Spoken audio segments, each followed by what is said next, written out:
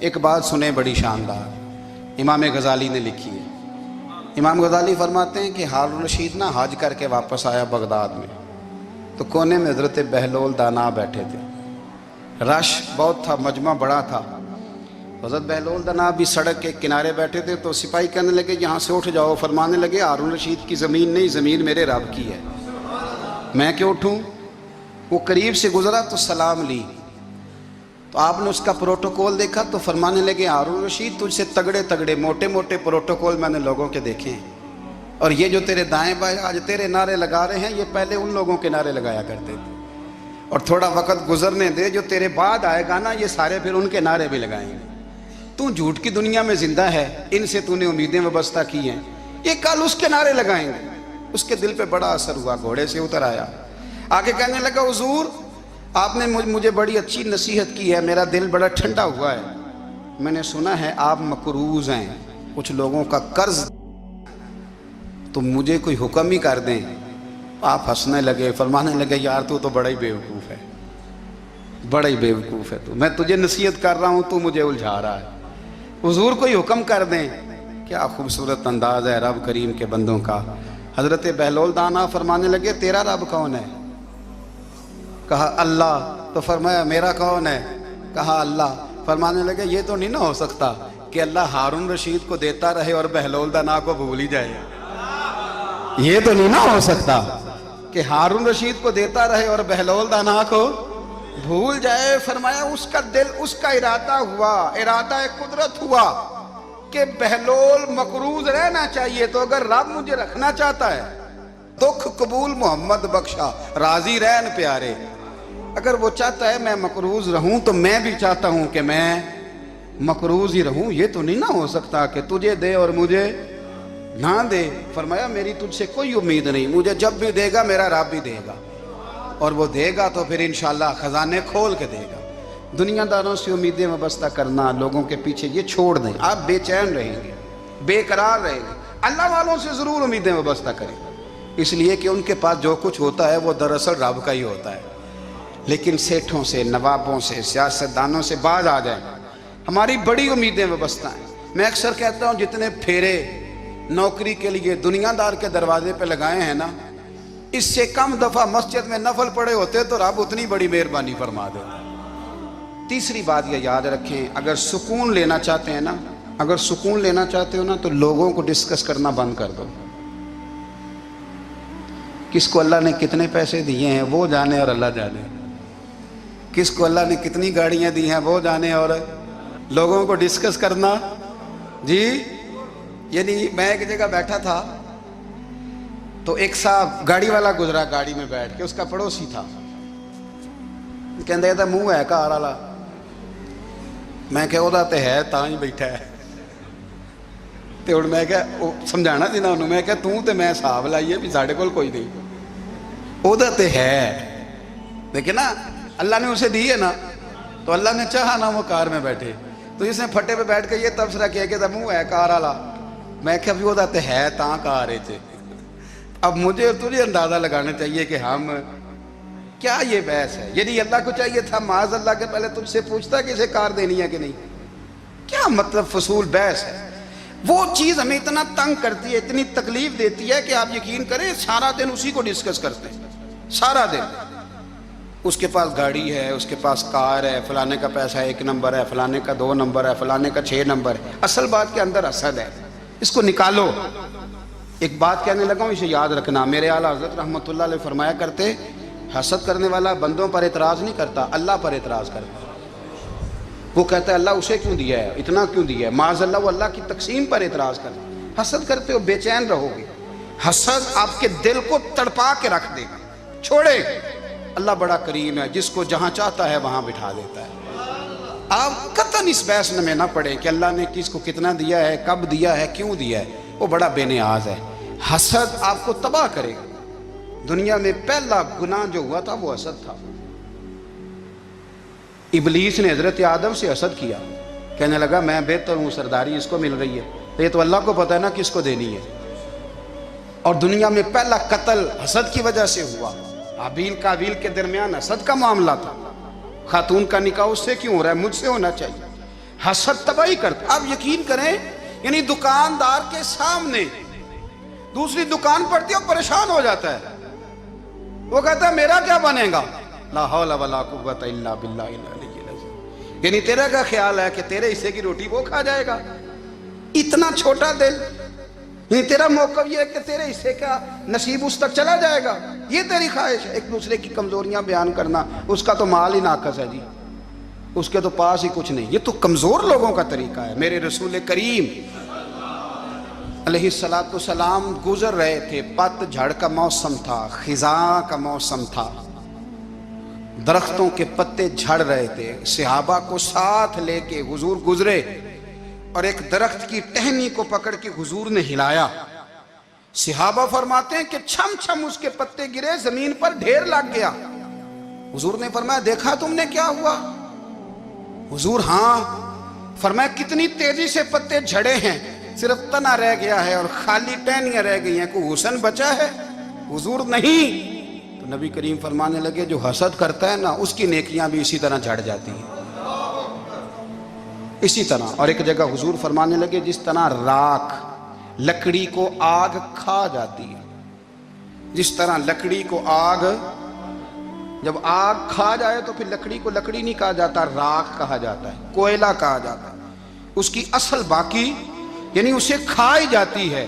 تو حضور علیہ الصلوۃ والسلام فرمانے لگے جس طرح آگ لکڑی کو کھا جاتی ہے، فرمایا اسی طرح حسد نیکیوں کو کھا جاتا ہے، نیکیاں رہتی نہیں. حسد کرنے والے کے پاس نیکیاں یعنی ان کی اصل شکل موجود، کبھی بھی حسد نہیں کریں. اللہ کی تقسیم ہے، جس کو چاہے جب چاہے جتنا چاہے عطا کرے. اور چوتھی بات میرے بھائی، کبھی بھی بغض نہ پیدا کریں. بغض والے لوگ بے سکون رہتے ہیں. بہت ساری کمزوریاں ہمارے اندر ہوتی ہیں نا، پھر اللہ ہماری روزی تو نہیں نہ بند فرماتا. یہ تو نہیں کہتا کہ زمین سے نکل جاؤ.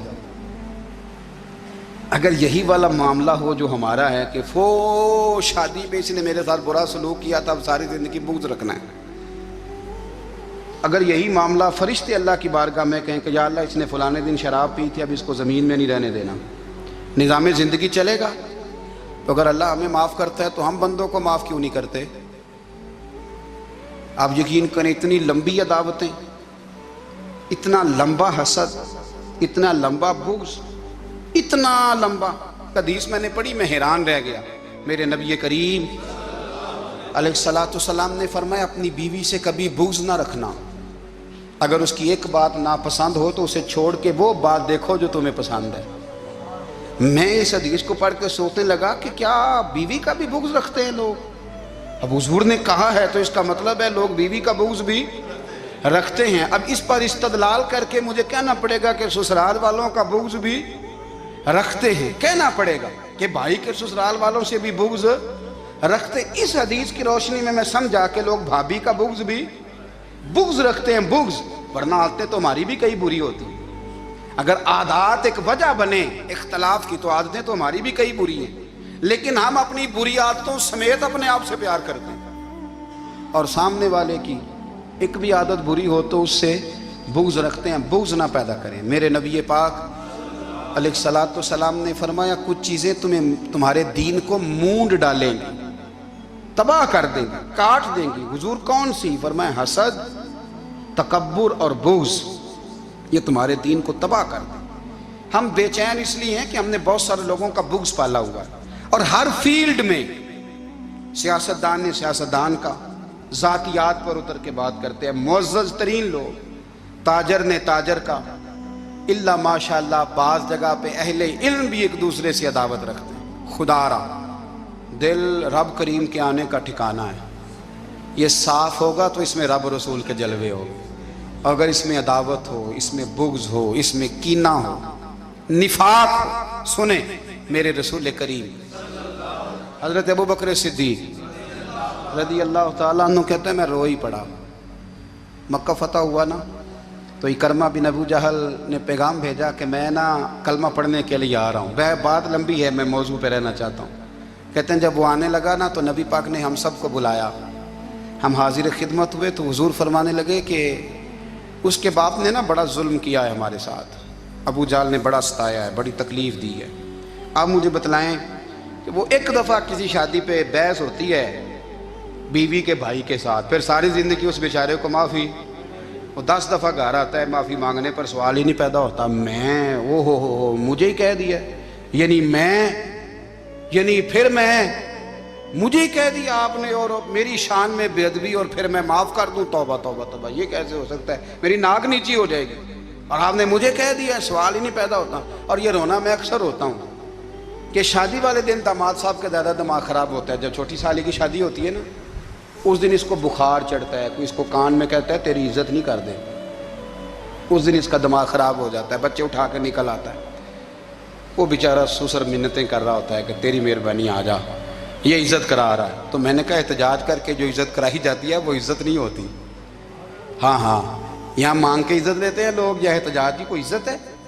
آپ کے اندر کمالات اتنے ہوں کہ آپ کی عزت کرنے کو دل چاہے، یعنی مزہ آئے، یعنی لطف آئے، یعنی آپ دور بیٹھے ہوں تو کسی کا دل کرے آپ کو اسٹیج پہ بلانے کے لیے۔ یہ کیا بات ہوئی کہ چھائے جانا اور بھاگ کے آگے جانا؟ ان سے نکلیں۔ اکرمہ بن ابو جال کلمہ پڑھنے کے ارادے سے آ رہے ہیں، حضور علیہ السلام نے صحابہ کو بلایا، کتنی زیادہ دعوت رکھی جا سکتی تھی معاذ اللہ؟ کب سے وہ چلا تھا ظلم کرنے، اور اس کے بعد اس کا بیٹا شروع ہو گیا، کتنی باتیں تھیں جو ناقابل معافی تھیں، پر کریم رسول نے ہمیں بتلایا ہے کہ سکون والی زندگی کہتے کس کو ہے۔ جب سب لوگ جمع ہو گئے تو حضور نے فرمایا بھئی وہ کلمہ پڑھنے آ رہا ہے، اس کے باپ نے ظلم بڑے کیے ہیں، پر میری نصیحت یہ ہے کہ اس کے سامنے اس کے باپ کو برا نہ کہے، خبردار کوئی اس کے سامنے کوئی بات نہ کرے۔ اب وہ کلمہ پڑھنے آ رہا ہے، مطیع ہو کے آ رہا ہے، بان کے آ رہا ہے۔ کہتے ہیں اللہ کے رسول نے نا کافی دیر تک خطبہ دیا، بریفنگ دی، بات سمجھائی۔ جناب صدیق اکبر کہتے ہیں میں رو پڑا۔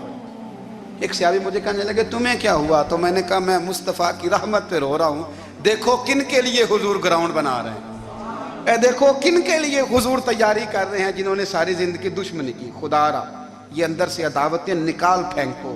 او بھائی اتنا تو لمبا ٹائم ہی کوئی نہیں، اتنا تو وقت ہی کوئی نہیں، اس کو صاف رکھو۔ بندہ کوئی کر بھی گیا تو کوئی حرج نہیں، چنگی مندی سجنا کولوں 100 واری ہو جاندی، یار یاراں دا گلا نہیں کر دے۔ اصل پریت یار یاراں دا جڑا گلا کردا جے یار نہیں جے ہوندا۔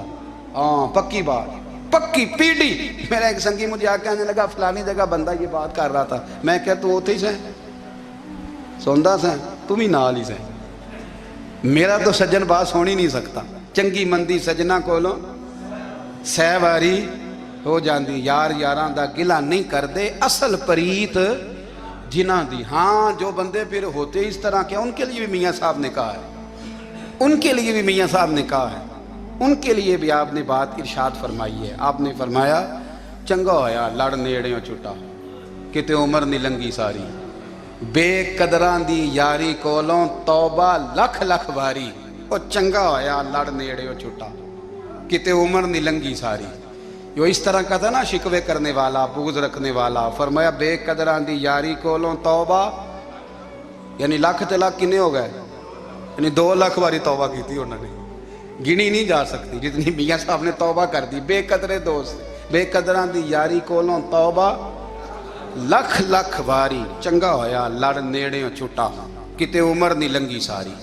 تو مہربانی کریں، ایک تو اگر آپ مطمئن رہنا چاہتے ہیں تو کبھی کبھی نا مست ہو کے ذکر الہی کریں، مست ہو، وہ والا ذکر نہیں جس میں آپ موبائل بھی دیکھ رہے ہیں اور کہانیاں بھی۔ میرے سامنے کو بندہ جمعے والے دن یا تقریر کے درمیان تسبیح لے کے بیٹھ جائے تو میں اس سے پوچھتا ہوں تو دو کام ایک ٹائم جکے پہ کرنا ہے؟ میری بھی بات سن رہے ہو، تسبیح پڑھی تو ممکن ہی نہیں، تسبیح تو تسبیح ہے، جب وہ ہوگی تو پھر کوئی اور کام سوال ہی نہیں پیدا ہو۔ ایک تو ذکر کریں محو ہو، دوسری بات حقیقت کا سامنا کریں۔ آپ اگر مطمئن رہنا چاہتے ہیں تو حقیقت پسند بنیں۔ تیسری بات حسد چھوڑ دیں، دوسروں کو ڈسکس کرنا چھوڑ دیں، آپ یہ دیکھیں کہ اللہ نے مجھے کیا کچھ دیا، اس پہ راضی رہیں۔ اور چوتھی بات عداوت چھوڑ دیں، سینے میں کینہ چھوڑ دیں، آپ کی زندگی مطمئن ہو جائے گی، آپ خوشحال رہیں گے۔ وہ جو آپ لفظ کہتے ہیں نا کہ میں بور ہوں، میں پریشان ہوں، اس سے آپ نکل آئیں گے۔ اللہ ہمیں محبوب کی غلامی میں زندہ رکھے، غلامی میں موت۔